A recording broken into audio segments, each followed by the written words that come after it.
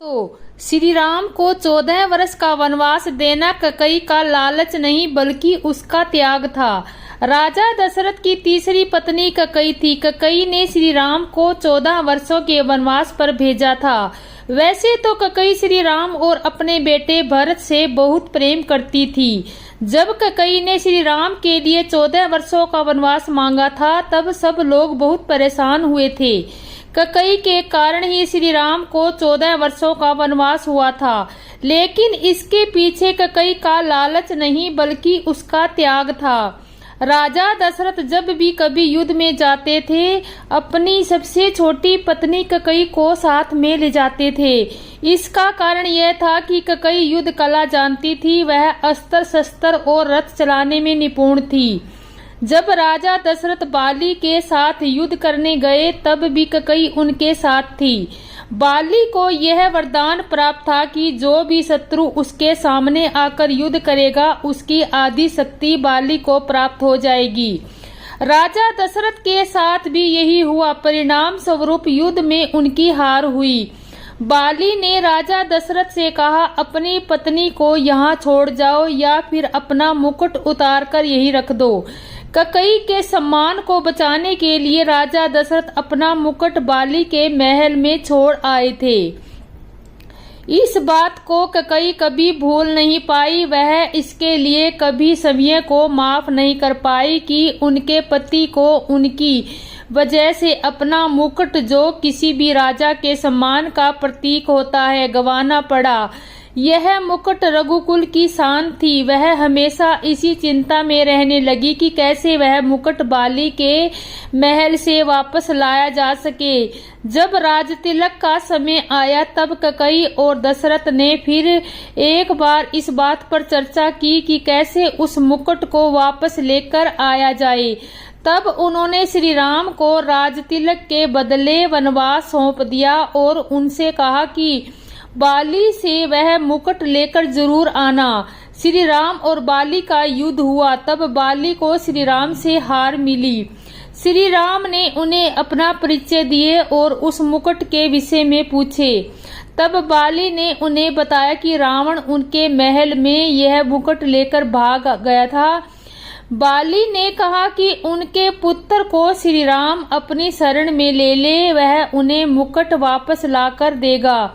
बाली का पुत्र अंगद श्री राम की सेना में शामिल हो गया और श्री राम का दूत बनकर रावण की सभा में पहुंचा। वहां उन्होंने अपने पांव जमा दिए और सभा में बैठे लोगों को अपना पैर हिलाकर दिखाने की चुनौती दी। सभा में बैठा कोई भी व्यक्ति अंगद की इस चुनौती को पूरा नहीं कर पाया। जैसे ही रावण अंगद का पैर उठाने के लिए झुका, उसका मुकुट गिर गया। अंगद ने वह मुकुट उठा लिया और वापस चले आए। ऐसा माना जाता है कि जिसने भी रघुकुल का वह मुकुट गलत तरीके से हासिल किया उसका काल हमेशा नजदीक रहा, पहले बाली और फिर रावण। इस कहानी को जानने के बाद यह कहना गलत नहीं होगा कि श्री राम को वनवास देना कैकेयी का लालच नहीं बल्कि उसका त्याग था। वीडियो अच्छी लगी तो लाइक और सब्सक्राइबर करना। कैकेयी ने भरत की वजह से नहीं दिया था श्री राम को 14 वर्ष का वनवास। राजा दशरथ की तीसरी पत्नी कैकेयी भगवान राम से अपने बेटे भरत से भी ज्यादा प्रेम करती थी। उन्हें राम से बहुत आशाएं थी। जब कैकेयी ने भगवान श्री राम को 14 वर्ष का वनवास मांगा तब सबसे ज्यादा भरत हैरान हुए थे, क्योंकि वह जानते थे कि माता राम से कितना प्रेम करती है। लेकिन आपको जानकर हैरानी होगी कि देवताओं ने कैकेयी से यह काम करवाया था। इसके पीछे एक रोचक कथा है। दोस्तों, अगर आप कथा को सुन रहे हैं तो पूरा जरूर सुने और हमारी मेहनत पर लाइक और सब्सक्राइबर जरूर करें। विवाह से पहले कैकेयी महर्षि दुर्वासा की सेवा किया करती थी। कैकेयी की सेवा से प्रसन्न होकर महर्षि दुर्वासा ने कैकेयी का एक हाथ ब्रिज का बना दिया और आशीर्वाद दिया कि भविष्य में भगवान तुम्हारी गोद में खेलेंगे। समय का पहिया चलता रहा और कैकेयी का विवाह राजा दशरथ से हो गया। एक समय स्वर्ग में देवासुर संग्राम प्रारंभ हो गया। देवराज इंद्र ने राजा दशरथ को सहायता के लिए बुलाया। रानी कैकेयी भी महाराज की रक्षा के लिए सारथी बनकर देवास संग्राम में पहुंच गई। युद्ध के दौरान दशरथ जी के रथ के पहिए से कील निकल गया और रथ लड़खड़ा गया। ऐसे में कैकेयी ने कील की जगह अपनी उंगली लगा दी और महाराज की जान बचा ली। राजा दशरथ को जब पता चला कि कैकेयी ने युद्ध भूमि में किस साहस का परिचय दिया है, तब वह बहुत प्रसन्न हुई और 3 वरदान मांगने के लिए कहा। कैकेयी ने उस समय प्रेम बस यह कह दिया कि इसकी अभी जरूरत नहीं है, अगर कभी जरूरत होगी तो मैं मांग लूंगी। कैकेयी ने राजा दशरथ को इसी वरदान के जाल में फांस लिया और राम के लिए 14 वर्ष का वनवास मांग लिया। लेकिन 14 वर्ष के वनवास क्यों मांगा, इसके पीछे कई राज है। कैकेयी ने 14 वर्ष का वनवास मांगकर यह समझाया कि अगर व्यक्ति युवा अवस्था में 14 यानी 5 ज्ञान केंद्रियां कान, नाक, आंख, जीव और त्वचा पांचों का मेंदर, बाक, पाणी पाद पाए उपस्थित तथा मन, बुद्धि, चित्त और अहंकार को बनवा एकांत आत्मा के बस में रखेगा, तभी अपने अंदर के घमंड और रावण को मार पाएगा। दूसरी बात यह थी कि रावण की आयु में केवल 14 वर्ष ही शेष थे। प्रश्न उठता है कि यह बात कैकेयी कैसे जानती थी। यह घटना घट तो रही थी अयोध्या में, लेकिन योजना देवलोक की थी। कोप भवन में कोप नाटक हुआ। कैकेयी को राम पर भरोसा था लेकिन दशरथ को नहीं था, इसलिए उन्होंने पुत्र मोह में अपने प्राण गंवा दिए और कैकेयी हर जगह बदनाम हो गई। दरअसल सरस्वती ने मथुरा की मत में अपनी योजना डाली थी। उसने कैकेयी को वही सब सुनाया, समझाया और कहने को उकसाया जो सरस्वती को करवाना चाहती थी। इसके सूत्रधार स्वयं श्री राम थे। उन्होंने ही यह योजना तैयार की थी।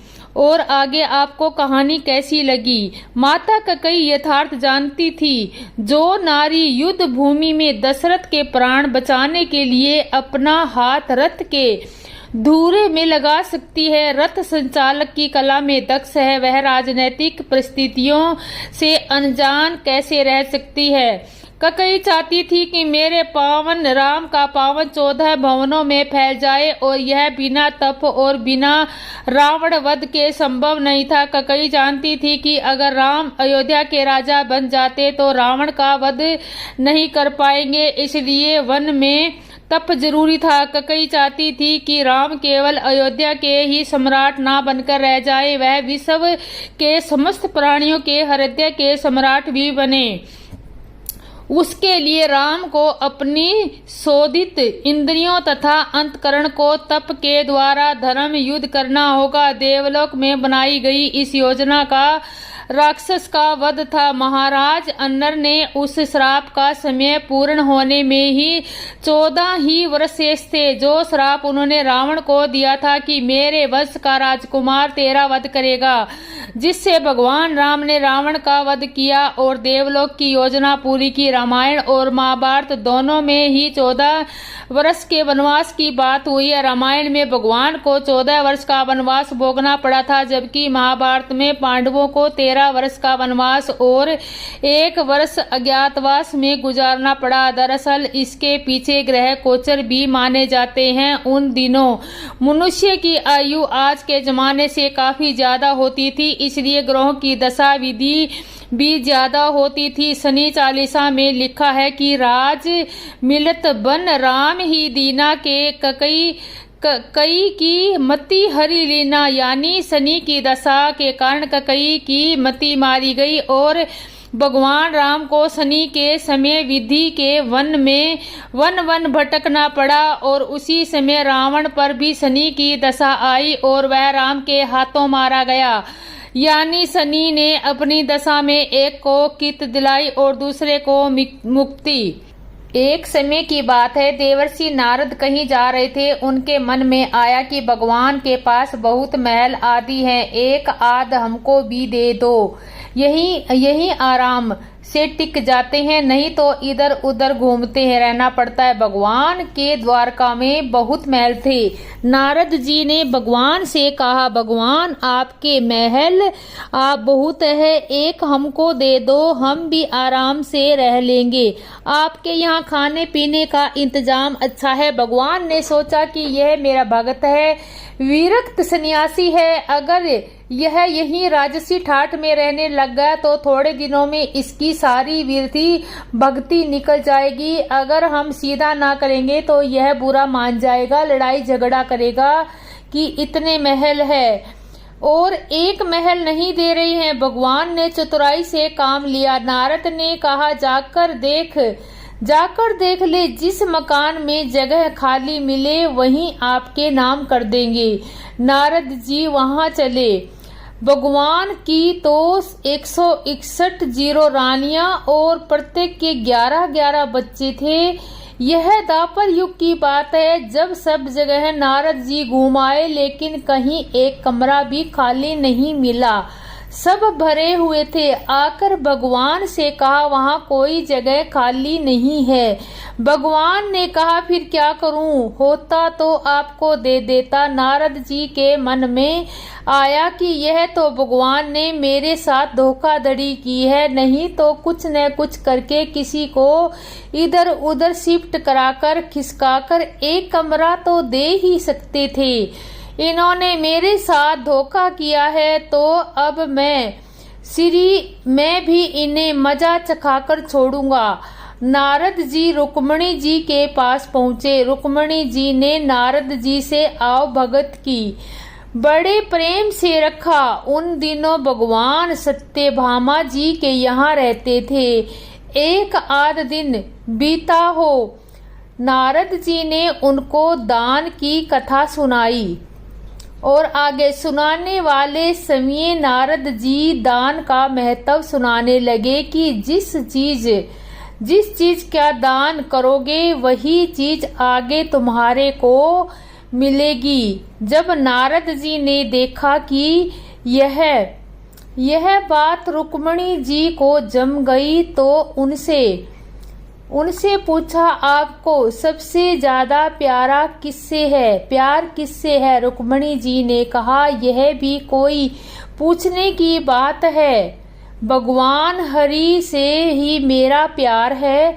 और कहने लगे, फिर आपकी यही इच्छा होगी और अगले जन्म में आपको वे ही मिलेंगे जिसकी आपको इच्छा है। फिर रुक्मणी जी बोली, इच्छा तो यही है कि नारद जी ने कहा, इच्छा है तो फिर दान कर दो, नहीं तो नहीं मिलेंगे। आपकी सोतें भी बहुत हैं और उनमें से किसी ने महल दान कर दिया तो उन्हें मिल जाएंगे, इसलिए दूसरे करें, इससे पहले आप ही कर दें।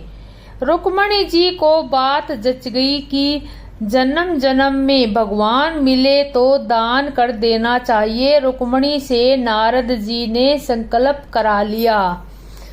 अब क्या था, नारद जी का काम बन गया और वहां से सीधे सत्यभामा जी के महल में पहुंच गए और भगवान ने कहा कि उठाओ कमंडलू और चलो मेरे साथ। भगवान ने कहा, कहाँ चलना है, बात क्या हुई? नारद जी ने कहा, बात कुछ नहीं, आपको मैंने दान में ले लिया है, आपने एक कुठारी भी नहीं दी थी, तो अब मैं आपको भी बाबा बनाकर पेड़ के नीचे सुलाऊंगा।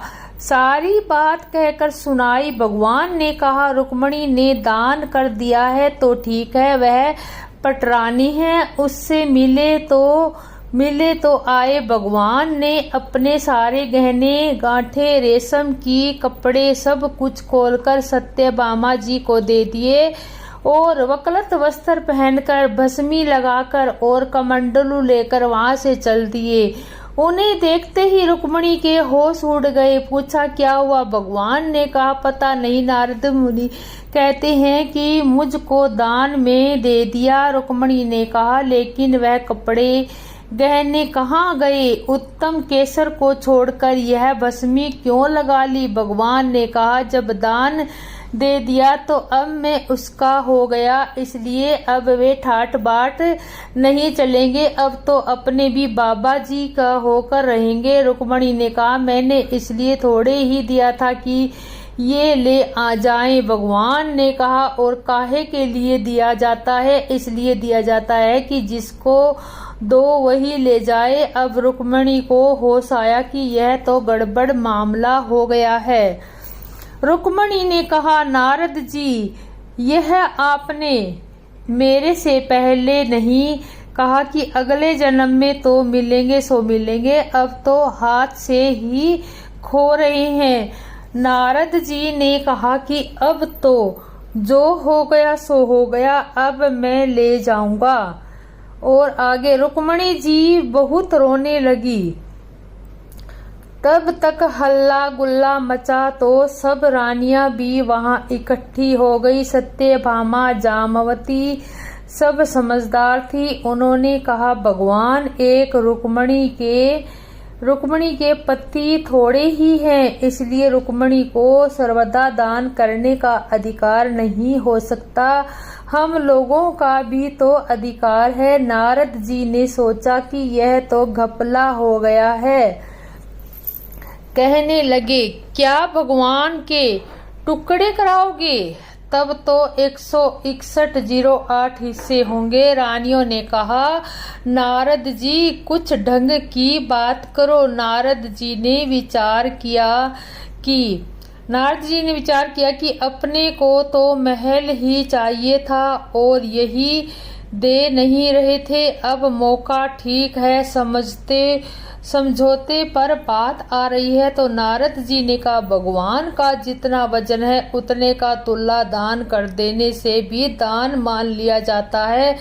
तुला दान से देह का दान माना जाता है, इसलिए भगवान के वजन का सोना हीरा पन्ना दे दो। इस पर सब रानियां राजी हो गई।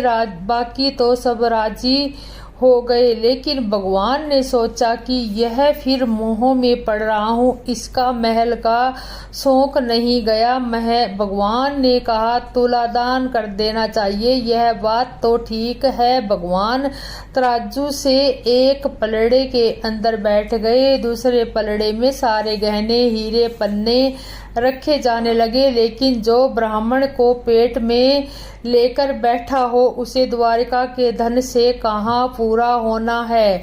सारा का सारा धन दूसरे पलड़े पर रख दिया, लेकिन जिस पलड़े पर भगवान बैठे थे वह वैसा का वैसा ही नीचे लगा रहा, ऊपर नहीं हुआ।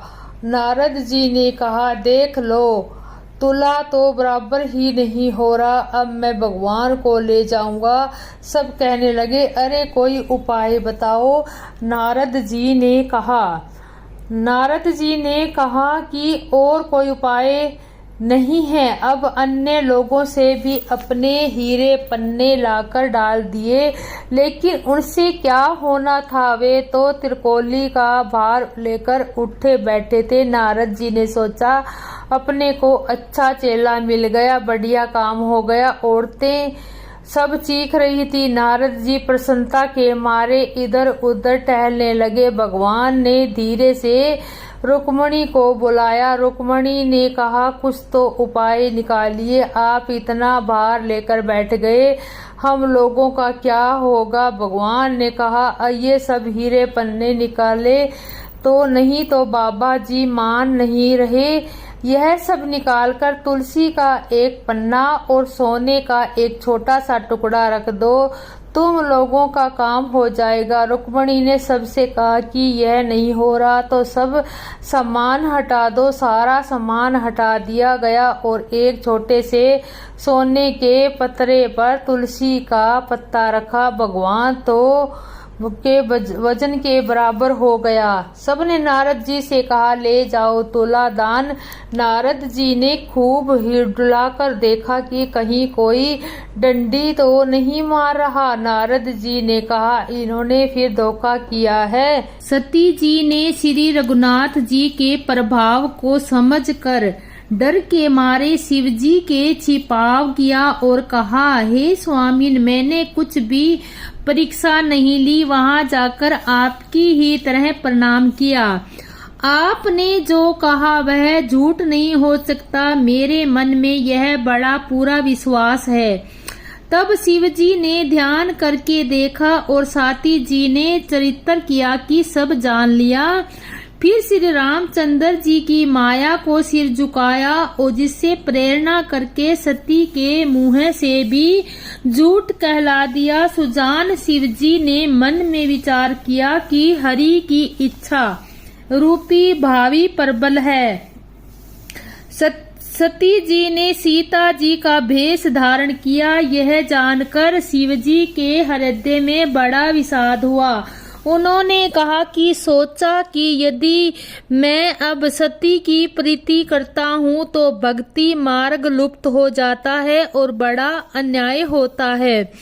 सती परम पवित्र, इसलिए इन्हें छोड़ते भी नहीं बनता और प्रेम करने में बड़ा पाप है। प्रगट करके महादेव जी कुछ भी नहीं कहते, परंतु उनके हृदय में बड़ा संताप है। तब शिव जी ने प्रभु श्री रामचंद्र जी के चरण कमलों में सिर झुकाया और श्री राम जी का स्मरण करते ही उनके मन में यह आया कि सती के इस शरीर से मेरी पति पत्नी रूप में भेंट नहीं हो सकती, और शिव जी ने अपने मन में यह संकल्प कर लिया।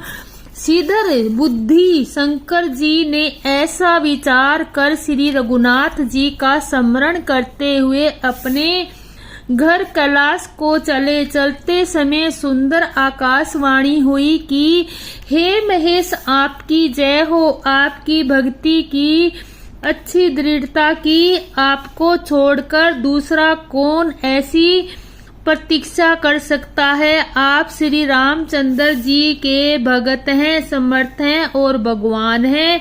इस आकाशवाणी को सुनकर सती जी के मन में चिंता हुई और उन्होंने सुकुचाते हुए शिव जी से कहा, हे कृपालु, कहिए आपने कौन सी प्रतीक्षा की है। हे प्रभु, आप सत्य के धाम और दीन दयालु हैं। यद्यपि सती जी ने बहुत प्रकार से पूछा, परंतु त्रिशूल शिव जी ने कुछ न कहा।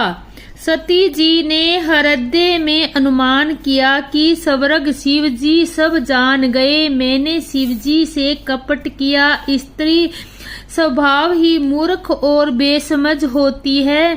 प्रीति की सुंदर रीति देखिए कि जल भी दूध के साथ मिलकर दूध के समान भाव बिकता है, परंतु फिर कपट रूपी खटाई पड़ते ही पानी अलग हो जाता है, दूध फट जाता है और स्वाद प्रेम भर जाता रहता है।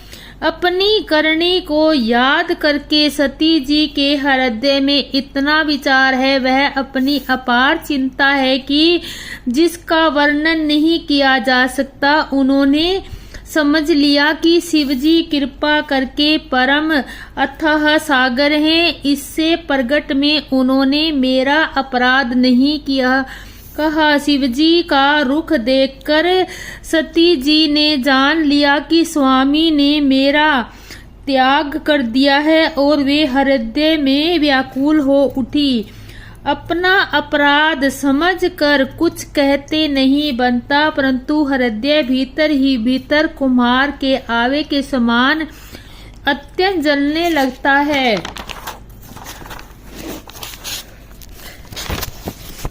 वृक्ष केतु शिव जी ने सती को चिंता युक्त जान करके उन्हें सुख देने के लिए सुंदर कथाएं कही। इस प्रकार मार्ग में विविध प्रकार के इतिहासों को कहते हुए विश्वमाजा कला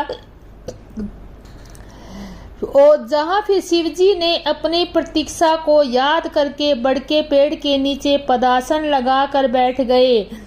शिव जी ने अपना स्वाभाविक रूप संभाला। उनकी अखंड और अपार समाधि लग गई। तब सती जी कैलाश पर रहने लगी। उनके मन में बड़ा दुख था। इस रहस्य को कोई भी नहीं जानता था। उनका एक एक दिन युग के समान बीत रहा था। सती जी के हृदय में नित्य नया और भारी सोच हो रहा था कि मैं इस दुख रूपी समुद्र के पार कब जाऊंगी। मैंने जो श्री रघुनाथ जी का अपमान किया और फिर पति के वचनों को झूठ जाना, उसका फल विधाता ने मुझको दे दिया। जो उचित था वही किया, परंतु हे विधाता, अब तुझे यह उचित नहीं जो शंकर के विमुख होने पर भी मुझे जिला रहा है। सती जी ने हृदय की गलानी कुछ नहीं जानती बुद्धिमती सती ने मन में श्री रामचंद्र जी का स्मरण किया और कहा, हे प्रभु, यदि आप दीन दयालु कहलाते हैं तो वेदों ने आपका यह यश गाया है कि आप दुख को हरने वाले हैं। मैं तो हाथ जोड़कर विनती करती हूँ कि मेरी यह देह जल्दी छूट जाए। यदि मेरा शिवजी के चरणों में प्रेम और यह व्रत मन वचन और कर्म के सत्य हैं तो हे देवर्षि सुनिए और शीघ्र वह उपाय कीजिए जिससे मेरा स्मरण हो और बिना ही परिश्रम यह पति त्याग रूपी अपसा विपत्ति दूर हो जाए। इस प्रकार दक्ष सुता सती जी बहुत दुखित थी। उन्होंने इतना दारुण दुख था कि जिसका वर्णन नहीं किया जा सकता। 87,000 वर्ष बीत जाने पर अविवासी शिव जी ने समाधि खोली। शिव जी ने राम नाम का स्मरण करने लगे। तब सती जी ने जाना कि अब जगत में स्वामी शिव जी आगे। उन्होंने जाकर शिव जी के चरणों में प्रणाम किया। शिव जी ने उनको बैठने के लिए सामने आसन दिया। शिव जी भगवान हरि श्री रहस्यमयी कथाएं कहने लगे। उसी समय दक्ष प्रजापति हुए। ब्रह्मा जी ने सब प्रकार के योग देखकर समझकर दक्ष को प्रजापतियों का नायक बना दिया। जब दक्ष ने इतना बड़ा अधिकार पाया तो उनके हृदय में अत्यंत अभिमान आ गया। जगत में ऐसा कोई नहीं पैदा हुआ जिसको प्रभुता पाकर मंद न हो। दक्ष ने मुनियों को बुला लिया और वहां बड़े यज्ञ करने लगे। जो देवता यज्ञ का भाग पाते हैं वे दक्ष ने उन सब को आदर सहित निमंत्रण किया। दक्ष का निमंत्रण पाकर किन्नर नाग सिद्ध गर्दभन और सब देवता अपनी अपनी स्त्रियों सहित चले। विष्णु ब्रह्मा और महादेव जी को छोड़कर सभी देवता अपना अपना विमान सजा कर चले। सती जी ने देखा अनेक प्रकार के सुंदर विमान प्रकाश में चले आ रहे हैं। देव सुंदरियां मधुर गान कर रही हैं जिन्हें सुनकर मुनियों का ध्यान छूट जाता है। सती जी ने विमानों में देवताओं के जाने का कारण पूछा। तब शिव जी ने सब बातें बताई। पिता के यज्ञ की बात सुनकर सती कुछ प्रसन्न हुई और सोचने लगी कि यदि महादेव जी मुझे आज्ञा दे तो इसी बहाने कुछ दिन पिता के घर जाकर रहूं, क्योंकि उनके हृदय में पति द्वारा त्यागी जाने का बड़ा भारी दुख था। पर अपना अपराध समझकर वे कुछ नहीं कहती। आखिर सती जी भय संकोच और प्रेम रस में सनी हुई मनोहर वाणी से बोली, हे प्रभु, मेरे पिता के घर बहुत बड़ा उत्सव है। यदि आपकी आज्ञा हो तो कृपा धाम में आदर सहित उसे देखने जाऊं। शिवजी ने कहा, तुमने बात तो अच्छी कही, यह मेरे मन को भी पसंद आई, पर उन्होंने न्योता नहीं भेजा, यह अनुचित है। दक्ष ने अपनी सब लड़कियों को बुलाया, किंतु हमारे वैर के कारण उन्होंने तुमको भी भुला दिया। एक बार ब्रह्मा जी की सभा में हम सब अप्रसन्न हो गए। उसी से वे अब भी हमारा अपमान करते हैं। हे भवानी, जो तुम बिना बुलाए जाओगी तो न शील स्नेह ही रहेगा और न मान मर्यादा ही रहेगी। यद्यपि इसमें संदेह नहीं है कि मित्र, स्वामी, पिता और गुरु के घर बिना बुलाए भी जाना नहीं चाहिए, तो जहाँ कोई अविरोध मानता हो उसके घर जाने से कल्याण नहीं होता। शिवजी ने कहा, बहुत प्रकार से समझाया पर होनहार वश सती के हृदय में बोझ नहीं हुआ। फिर शिवजी ने कहा, यदि बिना बुलाए जाओगी तो हमारी समझ में अच्छी बात नहीं होगी। शिवजी ने बहुत प्रकार से कहकर देख लिया, किंतु जब सती किसी प्रकार भी नहीं रुकी तो त्रिपुरी महादेव जी ने अपने मुख्य गुणों के साथ देकर उनको विदा कर दिया। भवानी जब पिता दक्ष के घर पहुंची तब दक्ष के डर के मारे किसी ने उनकी आवभक्त नहीं की। केवल एक माता भले ही आदर से मिली, बहनें बहुत मुस्कुराती हुई मिली।